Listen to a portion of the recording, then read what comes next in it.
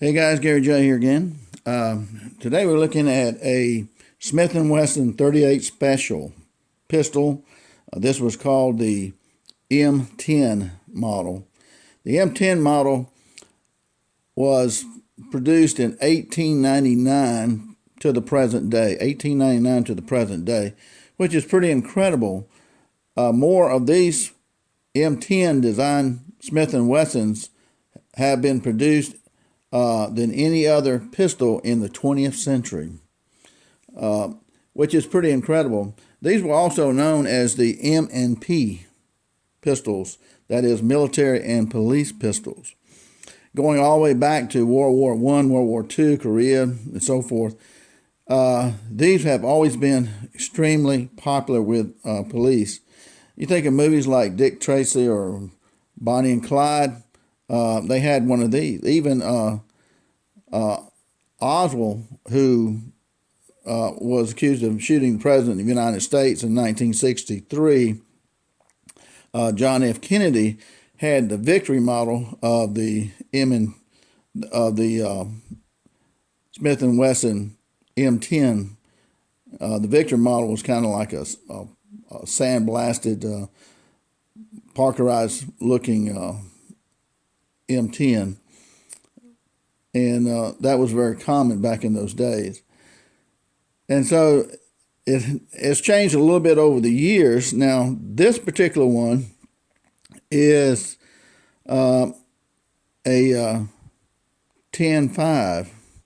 They started giving numbers to them after 1957. So this is called it's an M10, but it's a 10-5. And these were made in the late 1960s. And this was a beautiful pistol right here. And some of you guys who know guns, you're looking at this gun and you're saying, I know what you're thinking. You're saying, this is a mismatched pistol, that they took a Smith & Wesson that was blue steel like this with the barrel, and they just they took the nickel plate, that's what we call this nickel plate here. They took a blue steel M10 and they took the barrel off of it and they took the cylinder off of it and they put it on this nickel plate frame. Now, people have done that. That is true, they have done that. But this one is not a mismatch here. This is a commemorative Smith & Wesson. When I bought this one from a gun dealer who's very knowledgeable about them, he thought it was a mismatch too. And I got it for a really, really good price. And but it was just a beautiful pistol. Now, when I bought it, it had the brown grips on it, which were typical of the Smith & Wesson. And I knew that this pistol, as pretty as it was, that it needed the pearl-style grips on it that would really make that pop. And these are of course, they simulated pearl-type grip right here. But they're beautifully made, these grips are. And so I really like the grips. A lot of people have really wanted this pistol here. You got your Smith & Wesson made in USA. And I don't know if you can read anything on the barrel there, but it's really a beautiful pistol. And a lot of these came in 2-inch, 3-inch, 4-inch, 5-inch, 6-inch barrels. Some had 2.5-inch barrels. And they were kind of a no-thrills type gun in one way. I mean, you got kind of pretty nice sight right here.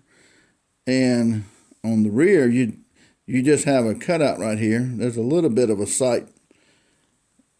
So you can see a little bit of a sight picture right here. And but pretty much you're looking through the bottom. But this was never made to be a target pistol. This is a point and shoot pistol. So that, if you're in a combat situation or if you're in an altercation like police or military, you're going to be pointing this thing. But these could be very accurate pistols right here. And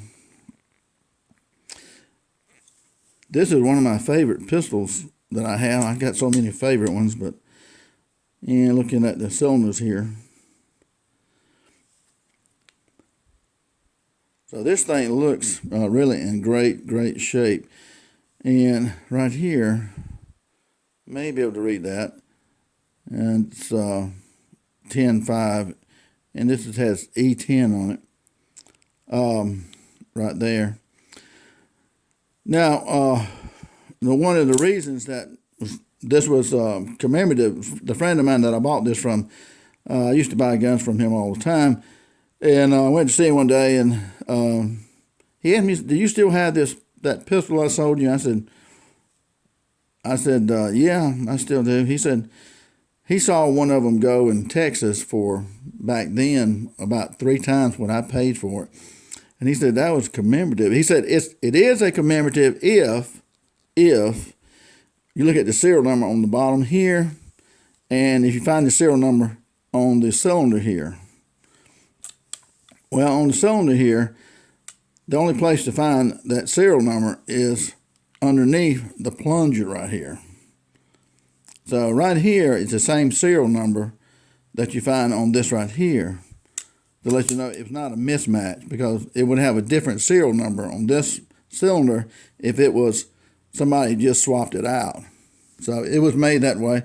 And I think that's really pretty. Once in a while, you'll see a nickel-plated rifle with a blue barrel and something else on it that really kind of pops on that.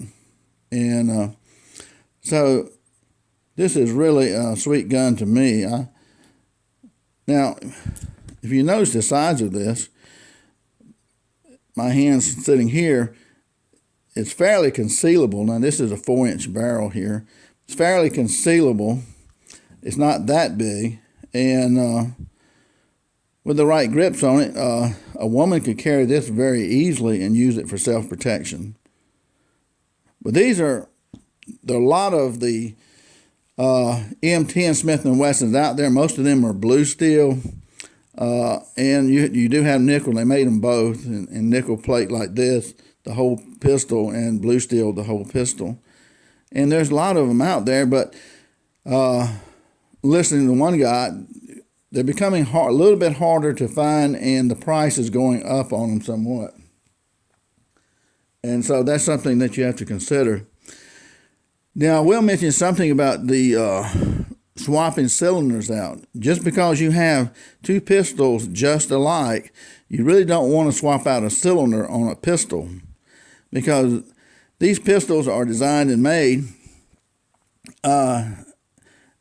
kind of like a watch in a way. The gearing system here has to turn the cylinder here so that cylinder lines up with the barrel, that the bullet is pointing dead center of the barrel here.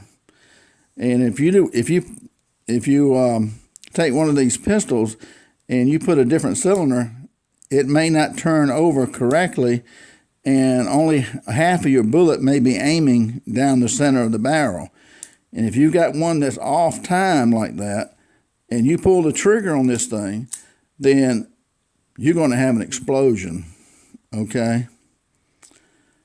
So that's what you do not want to do, is interchange cylinders that do not go with that particular gun, because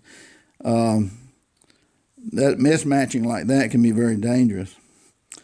Now, when I first got it, and I thought about that, and what you have to do, now we know it's empty. I've already showed you that it's empty, right? So what happens here, that when you put this cartridge, and this is a wad cutter I made, but when you put a round in here and you turn, when you pull the hammer back, this bullet here has to be pointing dead center of the barrel, like this right here. Now, if your timing is off,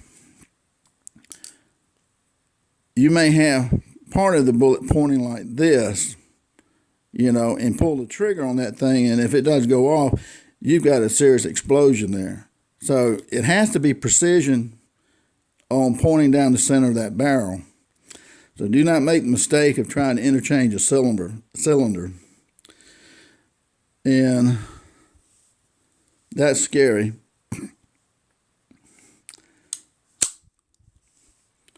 Now, when shooting these, now notice this thing fits tight right here. I don't think that thing is really tight. It fits really, really tight right here, about 20 thousandths of an inch, probably, what I can see of that. Yeah, probably about 20 thousandths of an inch, which is really, really good, because when you shoot a revolver, you're going to have flames come out the side of it. And these flames that come out the side of each side of the barrel right here, you lose a little bit of power from your cartridge because of that. And that's why, like, you take the same round here and you put this in here, you're going to lose a little bit of power because part of the pressure is coming out between the cylinder and the cone of the barrel. Now, if you had this in a Thompson Contender pistol, which is the one you may have seen on my channel, you break back and it doesn't have any openings here. It's in the back of the pistol, and you got a long barrel. You're not going to lose any of that power. It'll be more powerful for that reason. So that's one thing to consider. And you're shooting one of these pistols, don't ever shoot one like this with your finger in front up here, because when these flames come out right here, they can cut you and they will burn you. I saw a demonstration one time of I've got some big hand pistols, close to similar to the 454 Casull, and a guy took a chicken drumstick, took it off a chicken, a raw chicken, and put it up beside the barrel, because it has been said that some people have held some of these guns like this, shooting them because they're such big pistols. And they put a drumstick up there like this right here just to see what would happen. And when they shot it, and I can tell you from shooting mine, flames will come out probably a foot out the side, both sides. And I try to keep the tolerances down, especially on my Dan Wessons. I can adjust the gap right here. But it cut the chicken drumstick in half. It cut it all the way through, actually. And what's happened is that when people use these big caliber pistols, is that if they hold it like this and pull the trigger on something like a 454 or 445 Super Mag or 500 Smith & Wesson or one of these big boys like that, it can cut your whole thumb off. And that has happened before. So you never hold your fingers anywhere close to this cylinder end right here. And you certainly don't hold it out here. You shoot your finger off. So make sure you learn how to shoot these pistols. Now, these can be deadly accurate. Somebody who shoots these a lot. And these are all double action, which means you can cock it back and pull the trigger. And this has got a sweet trigger pull. Very good trigger pull. Not hard at all. Or you can just pull the trigger and the hammer will come all the way back. So, now, we generally don't like to dry fire, and that's called dry firing. Letting the hammer go down, you can damage that sometime on the firing pin. So we generally don't like to do that. So, and if you get one of these pistols, you see this ring right here? That's from somebody taking these pistols and spinning them. You know how you take them and spin them like that? At the bottom right here is this little piece right here that locks that cylinder in place. That thing does not go all the way down. So therefore, this is what scrapes and leaves you this line right here. So try not to spin them. I know it looks cool and all. But these are really nice pistols. And they're good protection.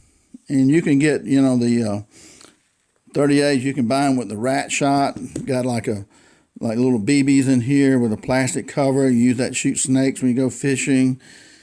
shoot anything if you had to. But 38 is pretty powerful. This is 38 Special. They made other 38s which were not as powerful as the Special, and back in the early days. So 38 Special is a good round. It was a good police gun. Now, of course, police use a lot of them use 9 millimeters, and still go back to 45 Colts and 9 millimeters. So, and 357 Magnum is the one I was thinking of. So a lot of people use those these days because they'll shoot through cars and stuff like that, some of them. So, and doors and things like that. But these are great pistols right here. One of my favorite pistols, and beautiful pistol to me. And again, this was a commemorative Smith & Wesson.